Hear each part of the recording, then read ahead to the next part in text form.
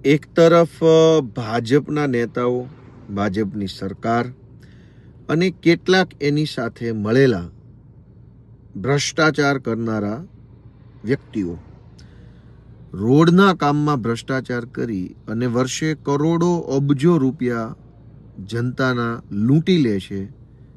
જનતાને તો ખરાબ, તૂટેલા, ફૂટેલા, હલકી કક્ષાના રોડ મળે છે. નવો બને અને વર્ષ દોઢ વર્ષમાં તૂટી જાય.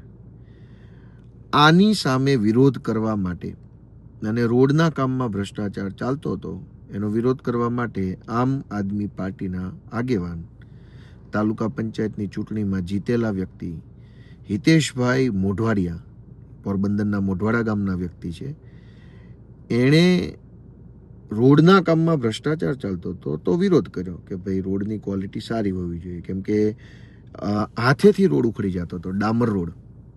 એ તો બિલકુલ વ્યાજબી વાત નથી.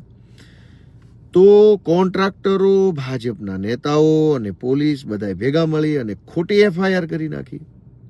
સાચી એફઆઈઆર કરાવવા માટે તો ધક્કા ખાવા પડે છે, ખોટી એફઆઈઆરો ફટાફટ થઈ જાય છે. આટલી હદે અન્યાય, આટલી હદે અત્યાચાર, આટલી હદે ગુંડાગીર્દી ગુજરાતભરમાં ચાલે છે તો લોકોની આંખ ક્યારે ખુલશે? જનતા ક્યારે જાગશે? અને જનતા નહીં જાગે તો પરિણામ નુકસાન કોણ જવાનું છે? રોડનું ડામર રોડ હાથેથી કેવી રીતે, આંગળીથી કેવી રીતે ઉખડી શકે? છતાંય ઉખડ્યો. શું કામ? કેમ કે કામ નબળું હતું. પોલીસે એફઆઈઆર કરી કે રોડ ઉખાડી અને અમારું 5 લાખનું કોન્ટ્રાક્ટરનું નુકસાન કરી નાખ્યું. વાહ ભાઈ વાહ! તમે રોડ જ એવો બનાવ્યો છે કે આંગળીથી ઉખડી ગયો માખણની જેમ. તો નુકસાન તો જનતાનું ગયું, કોન્ટ્રાક્ટરનું થોડું ગયું છે. પણ પોલીસ, કોન્ટ્રાક્ટર, ભાજપના નેતા, અધિકારી બધા ભેગા મળી ગુજરાતની જનતાને દિવસ રાત 12 માસ તમામ કામની અંદર લૂંટી રહ્યા છે અને આપણે તમાશો જોઈ રહ્યા છે.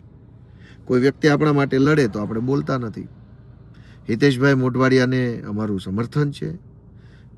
જે લોકો અન્યાય સામે લડી રહ્યા છે એ બધાને અમારું સમર્થન છે અને હિતેશભાઈ આ લડાઈમાં એકલા નથી. એટલી જ વાત સાથે